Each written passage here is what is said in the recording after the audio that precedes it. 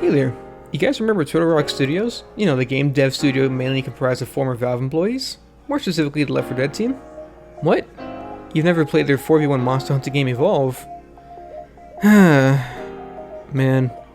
Well, regardless, the team is back, and there, if I may, Back4Blood. Back4Blood is a horde zombie shooter made in the spirit of Left 4 Dead, as you can tell with the incredibly synonymous titles and the dev team. That's what you expect from the spiritual successor to Left 4 Dead. Common infected, special infected, 4-player co-op, a versus mode, character interactions, but they've also added their own spin to the formula as well. The infected in this game are called Ridden. So far, we've seen a few of their special Ridden. Some of the special Ridden are categorized into types. Those types are Stingers, Reekers, and Tallboys. Those types have 3 variants each. If we don't count Boss Ridden, we've got 2 other special Ridden, Snitcher and Sleeper. Stingers are the agile projectile-based Ridden that you often see jumping on trees and buildings. Their spit can pin you down, trap you, unless a teammate helps you or you have the breakout ability. Reekers are a bloated bunch that's job is to spew all over you and make you a Ridden magnet. Its bodily fluids attract Ridden, which means if you take it down at close range, you'll be coated in its bile. Tall boys are, well, tall, and they have a huge arm, so they're more up close and personal. They normally swing wildly and do chunks of damage unless they're the Crusher variants. You know it's a Crusher variant when they immobilize you and your teammates with that wild gorilla grip. And finally, the Boss Ridden, which I think we've only fought the Ogre, so can't say too much except he's a big boy that does big damage. And even then, you can pretty much ignore it in the beta. The game has a card-based system for level multipliers and skills and abilities for your characters. The corruption cards, aka multipliers for the stages and levels, are randomly generated, and they can have the potential to make or break a run. They can give the Ridden armor, deal more damage, more health, you name it. Now, that may seem daunting, but you do get your own personal arsenal of cards to use as well. Now, there's 4 categories for the cards, which are Reflex, Discipline, Brawn, and Fortune. And there's 4 card types, Offense, Defense, Utility, and Mobility.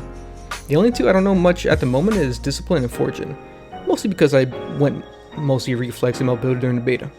But if I had to guess, I'd go with Discipline being more focused on firearms, upping your damage slightly, accuracy, and weak point damage, and Fortune for crits, higher chance of better loot, or card pickups throughout the levels, and of course more gold to pick up throughout the run.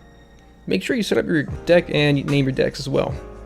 Every run, you start off by drawing 3 cards 3 times, and choose a single card from each draw. Throughout your run, you'll find money, cards, utilities, and tools, and weapons arranged by rarity. At the beginning of each level, you'll be able to pick up another card from a hand of 3. But the Ridden get their corruption cards as well. They get their random cards, you pick yours, you check what's in the shop, then boom, back into the fray. And I would definitely recommend checking the shop every round and getting a few things. Got a surplus of gold? Get one of team upgrades.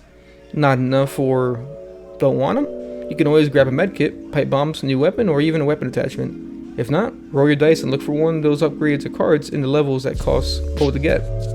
Or you can hold on to that gold until you lost enough max health and pray that you find a health station in Wild. Remember folks, first one's free, after comes a fee. The co-op campaign consists of acts and chapters. Based off the beta, each act will have 2 chapters, with each chapter containing 4 missions. Now, we don't know exactly how many acts the campaign will have, but for a full price game, we can only hope that's enough to mull us over. With 8 cleaners, aka survivors for base game, a bunch of cards, levels with random events, difficulty options, and a versus PvP mode, there's some hope for a long-lasting and interesting game that will get updated frequently with new content, or at the bare minimum, seasonal updates. So currently, we've got a cast of 8 cleaners. Your cleaners are Evangelo, Hoffman, Holly, Mom, Doc, Jim, Carly, and Walker. Each one of them has their own personality, backstory, interactions with one another, and their own assortment of abilities and skills.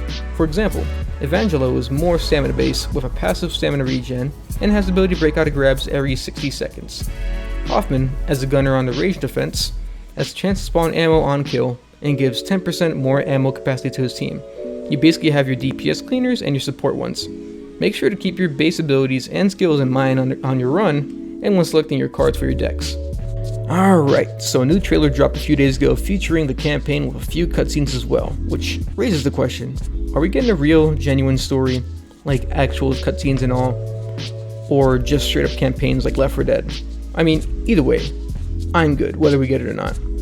What does kind of suck though is the fact that we're not getting a campaign versus. We're getting a versus mode, but it's just not like the traditional format of being in campaign levels. And honestly, I didn't do the versus mode in the beta due to personal time constraints, so I'm not too sure whether it's good or not. But hey, the game's coming out next month, so I'll let you know. And I think that's all we really got for now. I've still got a few questions and concerns, including drop in, drop out multiplayer not really being a viable option currently in the game, the story of the campaign, roadmap, DLC, etc. But the best we can do at this point is wait and see.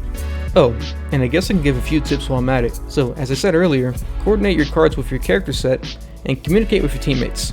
The game is crossplay, so you'll easily find other cleaners to tear through your runs with. If you're having a hard time, stock up on pipe bombs since they distract the ridden. Make sure to check the shop in the safe room every time. You never know when you might need something from it. Look for wall-mounted medkits throughout the level since they can heal permanently lost health.